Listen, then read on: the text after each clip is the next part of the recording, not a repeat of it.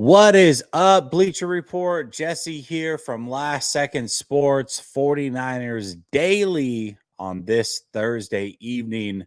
And we are just a few short days away from the legal tampering period in the NFL. So, as you know, free agency technically kicks off, I believe, noon Eastern on Wednesday, but the legal tampering period is Monday at noon Eastern. And we hear about all of the deals way before they can actually be signed. So we are right on an exciting time. We've seen all this week players getting cut, players getting extended, restructured, everything going on across the league. And that brings us to the San Francisco 49ers. And I've got to get you ready for free agency, what you can expect, how much money do they have to spend, who are they going to keep of their own players, who are they going to get rid of, who should they sign. There's so many things to talk about, and I've got a short amount of time. So let me jump right into it. All right. Starting off, the San Francisco 49ers have roughly $22 million in functioning salary cap.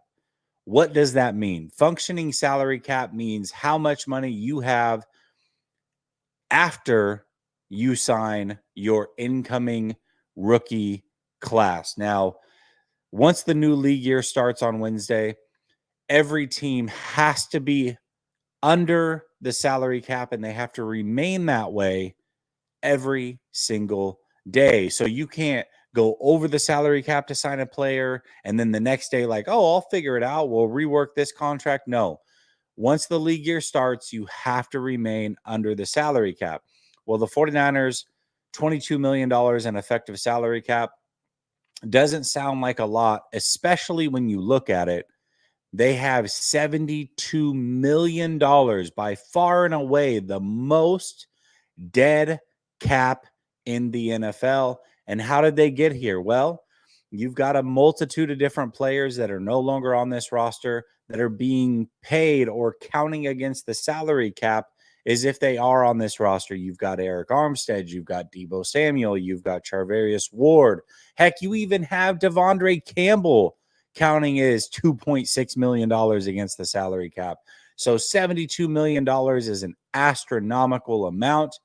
But what that means is the 49ers are setting themselves up for future success.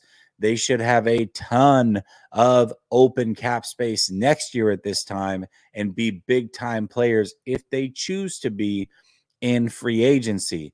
Now, this year, maybe not so much. However, they do have a path to create more cap space.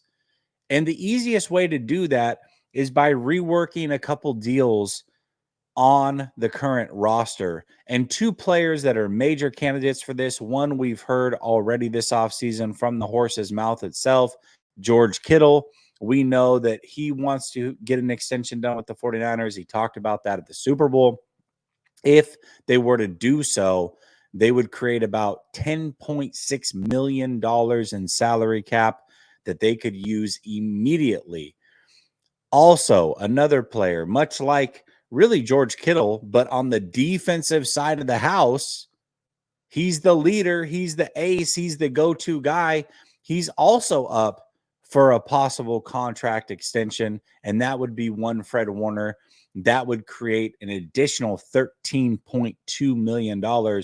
So right there, the 49ers can basically double their effective salary cap by just reworking the deals of George Kittle and Fred Warner. And I think most people would agree, totally fine doing that.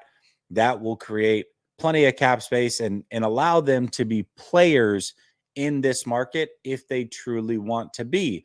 The question becomes, though, do the 49ers actually want to be heavy players in this market? They've spent a lot of this offseason trimming the fat, so to speak, getting rid of bad contracts. We've heard rumors that Brandon Ayuk is another contract that, although they're not likely to move off of, that they might be willing to if the right price comes along, and that 49ers brass are upset about that deal a year later, which is crazy to me.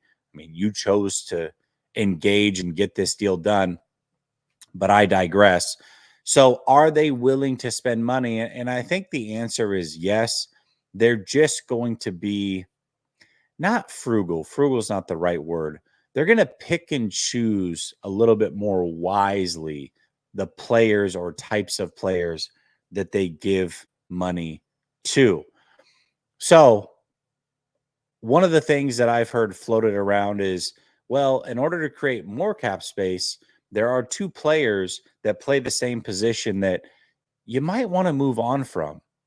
One is Floyd. The other one is Yatir Gross Matos. So you got Leonard Floyd, you got Yatir Gross Matos. A lot of people are saying, hey, you can cut them both and you can have a big savings. About $16 million you could save. That'd give you even more money to play with. That is true. But we have to remember that while they would save nearly $16 million, that would be post June 1st. So here's some things that you're going to hear during this period. You're going to hear pre June 1st, post June 1st. What does that actually mean? Well, if you cut a player pre June 1st or you trade a player pre June 1st, what that means is any dead salary cap that that player holds will count towards your roster this year. What it also means is that money that's available to you or that salary cap hit that comes from that dead money happens immediately. Now, when things happen post June 1st, that means that the player is free to sign and go work out their new deal with their new team. But in this case, the San Francisco 49ers, if they cut somebody post June 1st, that money that they are allocating and saving because of that move is not actually free until post June 1st, which means they can't cut those players today and say, hey, we've got $16 million. Let's just go spend it however we want. No, that money doesn't become available to their books until June 1st. Now, while Leonard Floyd and Yatir Gross Matos, they could go sign elsewhere, they could do that immediately. The 49ers don't reap the benefits until post June 1st. And then with that comes more dead money in the future, kind of like what we're seeing this year of having players not be on the roster, but count towards some salary cap. That would happen in the future as well. So if you're looking at Leonard Floyd and Yatir Gross Matos, if you cut them pre June 1st, you only save about $4.3 million.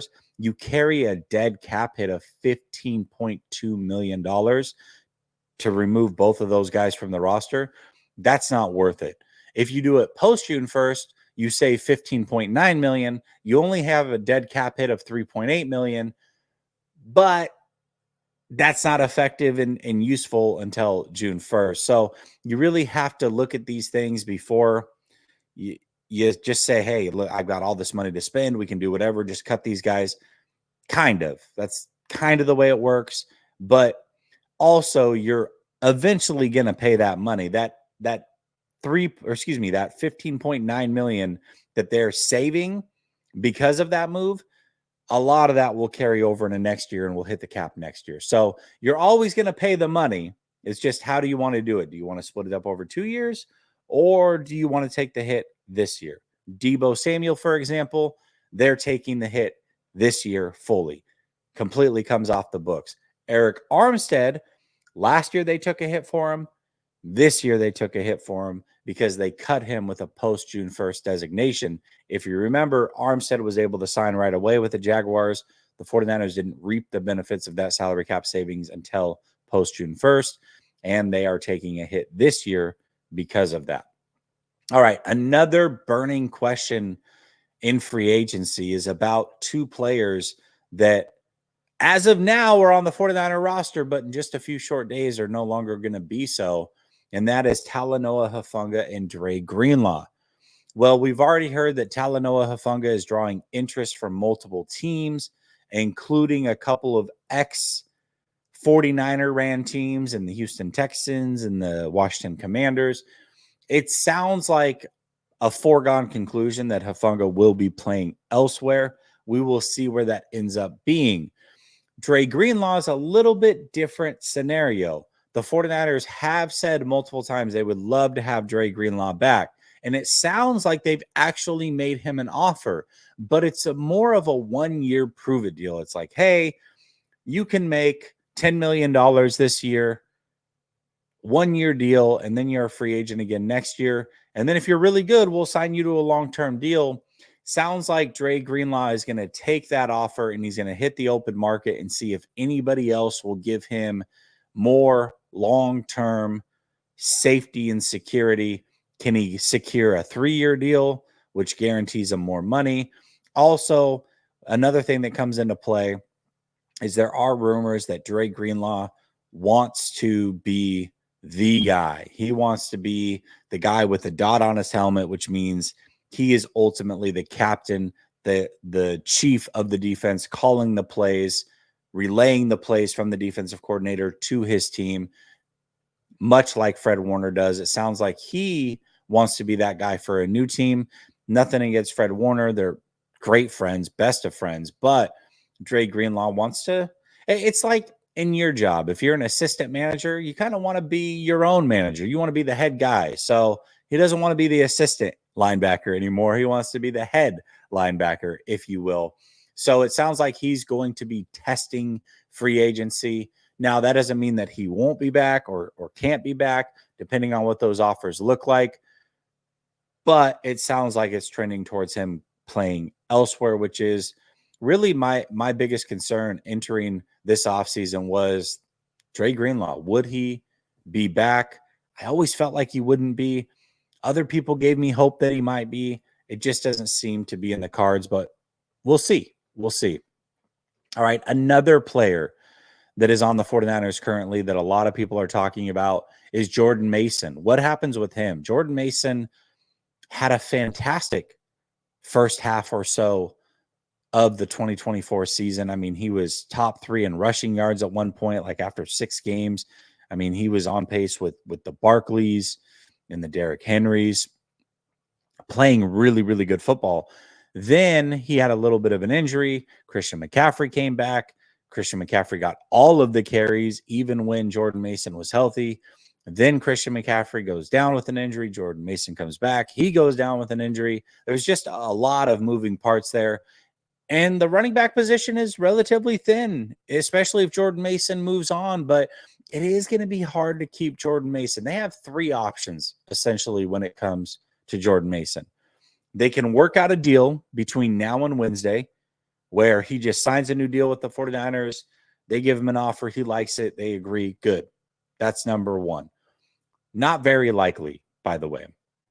Option number 2, they can just let him test free agency. He can test free agency. Maybe they have an agreement in place where, hey, you go test free agency, come back to us with a deal. Maybe we'll match it. Maybe we won't. They can have that conversation. Sometimes, though, you run the risk of that player not coming back to you with the deal and just walking out the door. You got to kind of trust each other. Anything can happen in that scenario. That seems like the most likely scenario. However, there is one more scenario here because he's technically a restricted free agent. Now, they can go a couple different ways with this. They can sign him to a deal, which is a first right to refusal deal. Now, what this means is they put a tender on him called the first right of refusal that allows him to go seek a deal, like I just talked about, but contractually, he has to come back to the 49ers and give them the option to match the deal that he signed with the new team. So instead of a handshake agreement, it's written in, you have to do this. Now, the problem with this is it forces the 49ers' hands to guarantee him a specific amount. So let's say the 49ers really want to sign Jordan Mason, but they only want to give him $2.5 million. Now, Jordan Mason thinks he's worth more. The 49ers say, you know what? We want you to stay here. We're going to put a first right of refusal on the books here. That means you can go shop the deal, but you have to bring it back to us. They can do that.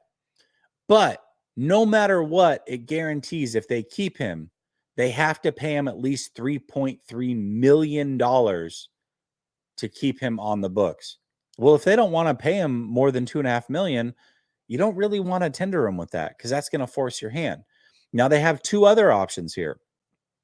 They can tender him with a second or a first round pick as well, which means, hey, you go seek a deal. If that team decides to sign you and we don't want to match that deal, that team is going to give us a second or a first round pick.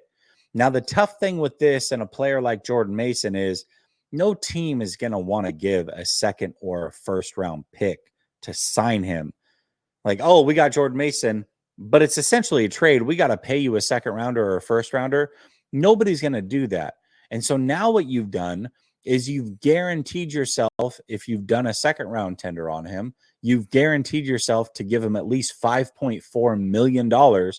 Remember, Christian McCaffrey, up until a few days ago, was the highest paid running back in the league. So now you're going to have another highly paid running back on the roster. And if you do a first round tender, you're guaranteeing that you're paying him at least $7.5 million. I don't think those things seem likely. So to me, what I think is going to happen here is he is going to test free agency. And I think he'll likely end up with another team as well. Maybe not, but that's just the way that, to me, this seems to be headed. Now, one more player, one more situation that the 49ers have before we get to players outside of the organization.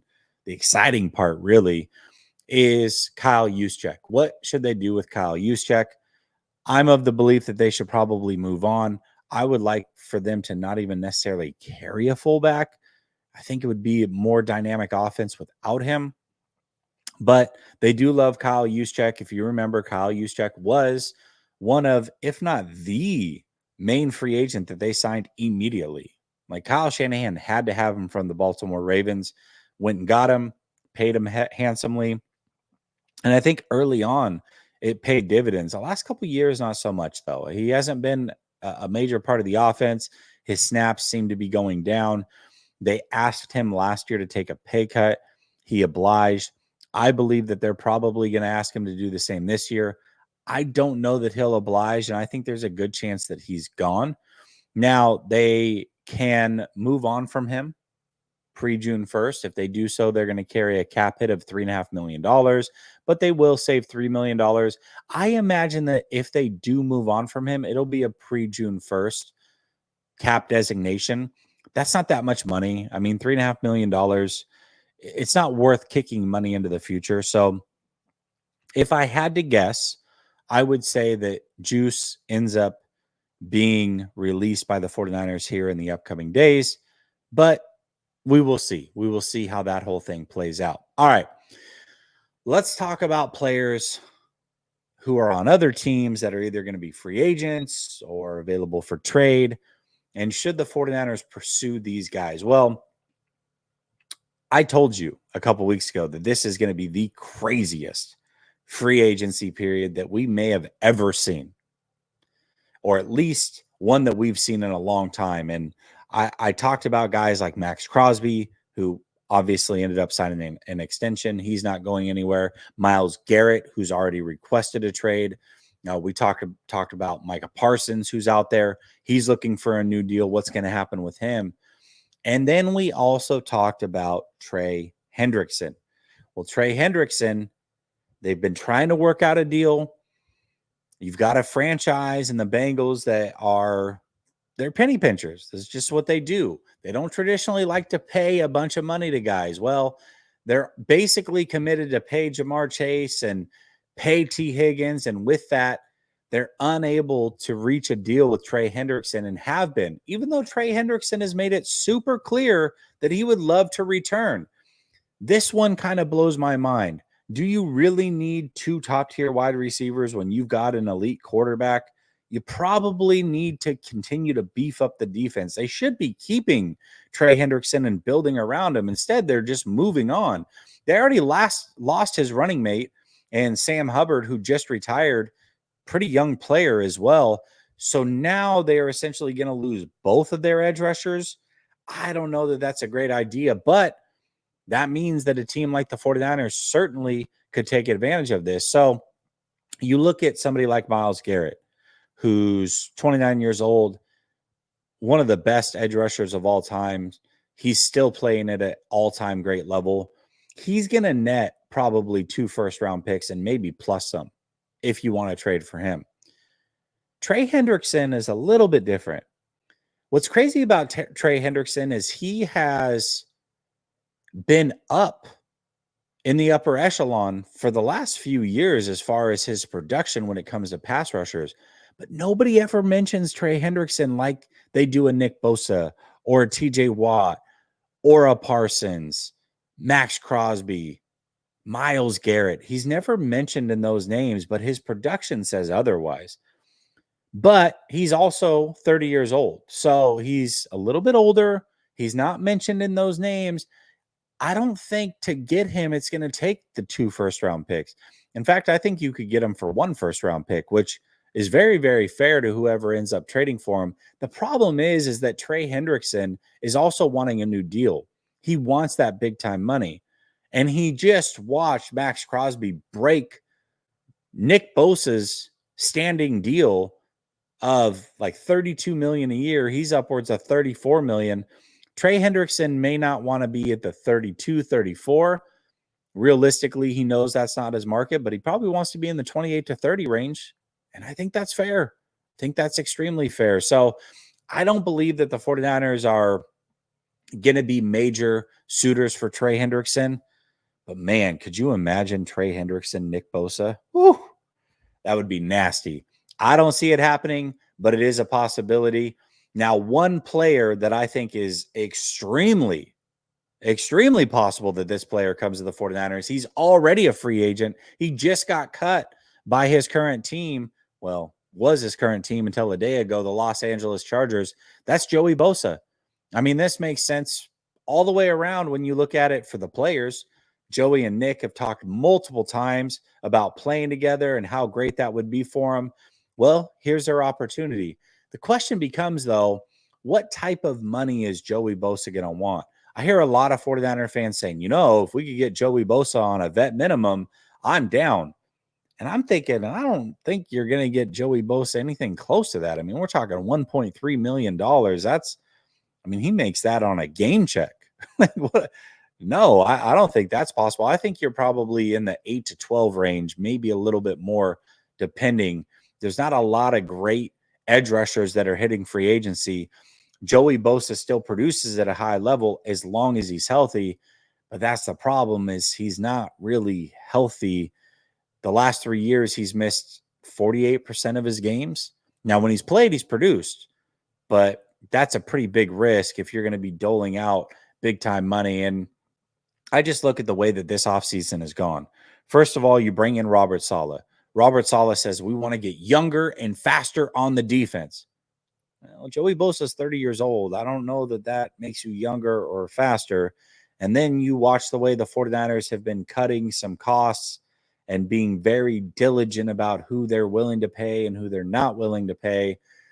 I don't know that Joey Bosa makes a lot of sense. So, although I think it makes sense from the brotherly standpoint, maybe he's willing to take less to play with the 49ers.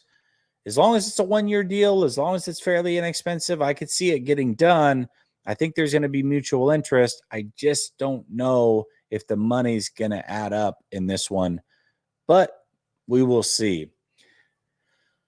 Davante Adams, another big name that's out there. 49ers certainly could use a wide receiver. I mean, we've talked about it, Brandon Ayuk, whether he gets traded or not. And honestly, I don't think he's going to get traded, but there are a lot of rumors. The New England Patriots, a team that were kicking the tires on bringing him in last year, had an offer on the table, one that the 49ers were willing to accept, had money on the table that was higher than what the 49ers ended up paying him. Ultimately, the 49ers, Brandon Ayuk, decided to stay together, although it sounds like the 49ers regret that. They're hot to trot over Brandon Ayuk. So, depending on what it is that they're willing to offer, we will see. But I don't think Brandon Ayuk ultimately will get traded. But either way, Brandon Ayuk is going to miss the beginning of the season. First 4 to 8 weeks, anywhere in there, he's likely to miss. So that means the 49ers do need a wide receiver, especially after trading Deebo Samuel, even though they've got Jawan Jennings, good player. Ricky Pearsall seems to be on his way to being a good player. I think most people would like to have a player like Davante Adams here. What type of contract is he going to be looking for? He's also said, hey, I want to play on the West Coast. He's from the Bay-ish area, so it makes a lot of sense. He also wants to play on a contender. I mean, are the 49ers considered a contender from the outside looking in? That I don't know. But Davante Adams is certainly a player to look out for. I really thought the Rams made a lot of sense for Davante Adams, but they just went ahead and re-upped Tutu Atwell on a pretty big number of around $10 million, fully guaranteed. I don't know that Davante Adams makes sense anymore. Now, Adams to the Chargers does make sense, but you look at the way that Harbaugh operates, he usually doesn't like to spend big-time money on position players outside of quarterback. He likes to really build in the trenches. So maybe Davante Adams might find his way to the San Francisco 49ers after all. That's a name to look out for. And then one more name to really look out for. This is a player that has been floated out there by many people. A lot of people really want him to be a 49er. His dad played for the 49ers, Drew Dahlman. Falcons is currently who he plays for now, but in just a couple days, he's going to be a free agent. I think a lot of people looked at this one and said, hey, this one really makes sense. You know, the 49ers could use a center. Kyle Shanahan multiple times talked about the center position and how it's the heartbeat of his offense. Why not go get you a really good one? I agree. I would love to have Dahlman here, but there are teams with more money, and the rumors have already started that the Chicago Bears, who have already traded for Jonah Jackson, already traded for Joe Thuney, are looking to go after Drew Dahlman and are willing to pay him some pretty good money to come over. Let's not forget that they've got a new head coach in Ben Johnson. Ben Johnson came from the Detroit Lions. How were the Detroit Lions built? Well, man, they were built through the offensive line. That's how that offense is executed. He's going to want an elite offensive line, and he's already building that. It wouldn't surprise me if Drew Dahlman ends up with the Bears, but I don't think the 49ers are out of it. I certainly think they could bring him in. I think another team that would make a lot of sense is the Houston Texans. You talk about offensive line problems. Holy moly. Drew Dahlman certainly could help them out. He also would fit with their offense scheme as well. So there are multiple teams out there. Seattle Seahawks, they're now running the Shanahan scheme. They could use a center. So I think that his number is going to be pretty high.